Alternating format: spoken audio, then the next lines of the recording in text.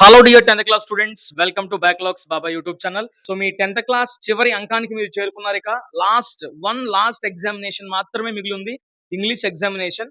So ఈ English examination ని మనము ఈ కోర్ సబ్జెక్ట్ కోణంలో ఆలోచించకూడదు. దయచేసి గుర్తుపెట్టుకోండి జాగ్రత్తగా. ఇప్పటివరకు మనం core subjects mathematics, PS, NS, social రాసున్నామేమో, ఈ కోణంలోనే మనం ఇంగ్లీష్ ని కూడా అంచనా వేస్తా ఉంటాం పేపర్ ని.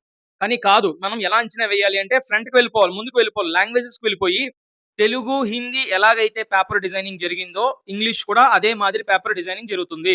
ఓకేనా? లాంగ్వేజెస్ యొక్క ప్యాటర్న్ ఒక మాదిరిగా ఉంటుంది.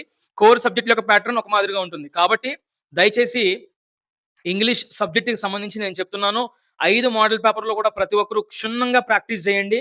అండ్ యాక్షన్ ప్లాన్‌లో ఉండే ప్రతి బిట్టు గూడా మీకు వచ్చుండాలి, గుర్తుపెట్టుకోండి. ఓకేనా? సో గ్రామర్ విషయంలో చాలా జాగ్రత్త. మన మార్కులన్నీ కూడా కోల్పోయేది ఆ చోటే. అర్థమవుతుందా? సో ఎలాగో క్రియేటివ్ ఎక్స్‌ప్రెషన్స్‌లో 30కి 30 పడొచ్చు. లేదంటే 29, 28, 27, 26, 25 ఇక్కడి నుంచి ఎలాగైనా పడతాయి. కానీ మనం ఆ కోల్పోయినటువంటి మార్కులు ఏమైనా ఉన్నాయి అంటే దాన్ని మనము ఎక్కడ సరిదిద్దుకోవాలి? గ్రామర్ టాపిక్స్‌లోనే. గ్రామర్ మనకి ఔట్ ఆఫ్ మార్క్స్ మనం ఖచ్చితంగా రావాలి అంటే మీరు యాక్షన్ ప్లాన్‌లో ఉండే ప్రతి బిట్టు, మోడల్ పేపర్‌లో ఉండే ప్రతి బిట్టు ప్రాక్టీస్ చేయండి. ఈ బిట్టు ఎక్కడ ఆగిపోతున్నారో చూసుకోండి. ఆగిపోయింది మీకు డౌట్ క్లారిఫై చేసుకోండి. అంతగా మీకు క్లారిఫై కావడం లేదు, నాకు పంపించండి డౌట్ ఏంటో నేను క్లారిఫై చేస్తాను. అర్థమవుతుందా? సో గ్రామర్ విషయంలో ఖచ్చితంగా ఔట్ ఆఫ్ పడేటట్టు చూసుకోండి. అండ్ రెస్ట్ ఆఫ్ ది ఇంకా ప్యాసేజ్‌లు ఉన్నాయనుకోండి, సెక్షన్ 1 ఇది కూడా ఒక పోయెమ్ ఒకటే ఇబ్బంది పెడుతుంది. మిగతావన్నీ కూడా మీరు చేయగలిగినవే అన్నీ కూడా. మీరు జాగ్రత్తగా కాన్సెప్ట్ అర్థం చేసుకొని నీట్‌గా చేయగలిగితే అయిపోద్ది. ఒక పోయెమ్ దగ్గరే కొంచెం ఇబ్బందవుద్ది. సో తెలుగు చూసుకుంటే పోయెమ్ మోడల్ పేపర్స్ నుంచి వచ్చింది. హిందీ చూసుకుంటే మోడల్ పేపర్స్ నుంచే వచ్చింది. సో ఇంగ్లీష్ కూడా నాకెందుకో అనిపిస్తుంది మోడల్ పేపర్స్ నుంచే వస్తుందేమో అని.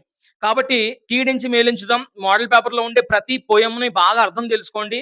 ప్రతి దానికి ఆన్సర్ తెలుసుకోండి. ఓకేనా? అంతకు మించి మనం చేసేది కూడా ఏమీ లేదు. ఓకేనా? ఓన్‌గా ఇస్తే ఏం చేయలేం. ఎవరేం చేయలేం. అక్కడక్కడ మీ ప్రెజెన్స్ ఆఫ్ మైండ్‌ని బట్టి బేస్ అయ్యి ఉంటుంది. ఇక క్రియేటివ్ ఎక్స్‌ప్రెషన్స్ అంటారా? ప్రతి దాని యొక్క ఫార్మాట్ తెలుసుకోండి.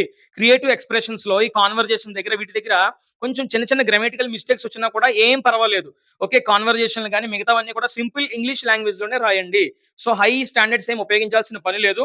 సింపుల్‌గా, నీట్‌గా ఫార్మాట్‌లు మాత్రం పర్ఫెక్ట్‌గా రాస్తూ, ఫార్మాట్‌లో తప్పులు లేకుండా గనక మీరు నీట్‌గా ప్రెజెంటేషన్ చేయగలిగితే 100% మార్క్స్ మీరు స్కోర్ చేయడానికి అవకాశం ఉంటుంది. ఓకేనా?